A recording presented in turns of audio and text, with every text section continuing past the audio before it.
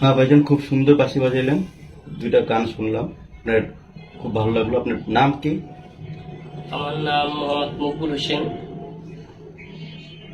আমি বাঁশিটা বাজাই।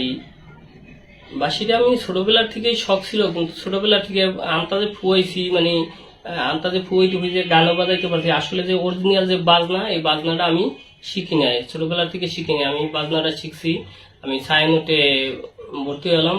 মানে ছায়ানটে ভর্তি হওয়ার পরে দেখি যে মানে আমি যে মানে রাস্তাঘাটে ফুয়াই বা মানুষের শোনে, আসলে এটা বাজনা না। ছায়ানটের আমার টিচার ছিল মর্তুজা কবি মুরাদ স্যার। উনি ওনার কাছে ছায়ানটে হাতে করি। তারপরে ছায়ানটে আমি কিছুদিন শিখে পরে আবার বাংলাদেশ শিল্পকলা একাডেমিতে মানে আমি এখনো শিখতেছি। আর ন্যায়টাছে যে আরো 2-10 বছর শিখবো। ঠিক আছে।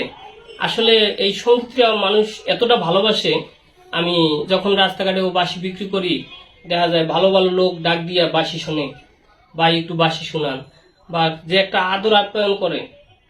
এমনি আমি আমি শুধু এই বাঁশির উছিলে মানুষ এতটা ভালোবাসে আমার মনে হয়।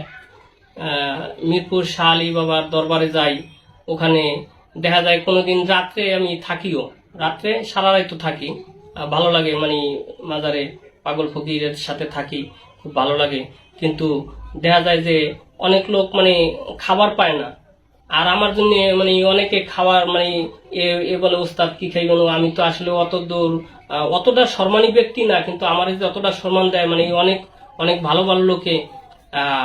একদিন করে এক ঘটনা, এক পুলিশ অফিসার, মানে উনি বাঁশির খুব একটা ভক্ত, উনি মানে আমাকে মানে সালাম করলো। তাই তখন তো আমি আর খুব একটা ভিতরে মানে একটা আবেগ জাগিয়ে উঠলো যে ওনার মতো এত বড় একজন অফিসার, ওনার হাজার হাজার লোকে সালাম দেয় আর উনি আমার সালাম করলো, মানে আমার একটা আবেগে পরানটা ভরিয়ে গেল। ঠিক আছে।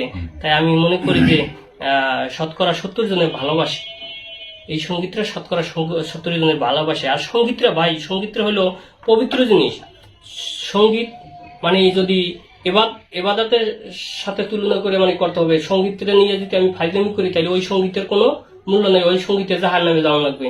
আর সঙ্গীতটা যদি পবিত্রভাবে মানে খাঁটি মনে পবিত্রভাবে আমি সঙ্গীতের, আমার টার্গেট থাকবে যে আমার সঙ্গীতের ক্ষেত্রে জানি একজন লোক কুপথ না যায়, আমার সঙ্গীত শুনে, আমার বাঁশি সুর শুনে বা আমার গান শুনে জানি একটা লোক আরো ভালো, খারাপ পথে থেকে ভালো পথে আসে।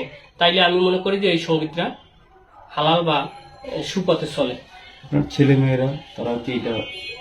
আমার ছেলে মেয়েরা, আমার 2 মেয়ে, আমার 2 মেয়ে ভার্সিটিতে পড়ে। আমার বড় মেয়ে অনার্স ফাইনাল পরীক্ষা দিল, ছোটটা অনার্স সেকেন্ড ইয়ারে পড়ে। ছোটটা ইংলিশ অনার্স করতে আছে, আর বড়টা হইলো বাংলা অনার্স। আমার 2 মেয়েই গান গান বাজনা এমনি সব যন্ত্র বাজাইতে পারে।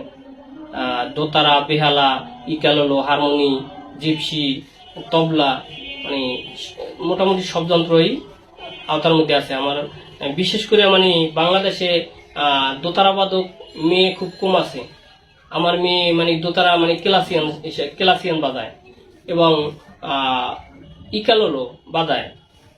বাঁশি আমার ছোট মেয়েরা এই আরবাসি আমার থেকে অনেক ভালো বাজায়, হাতে খড়ি প্রথম আমিই দিছি, কিন্তু পরে বাংলাদেশ শিল্পকলা একাডেমিতে মানে জব করতেছে এই বাঁশি রূপে।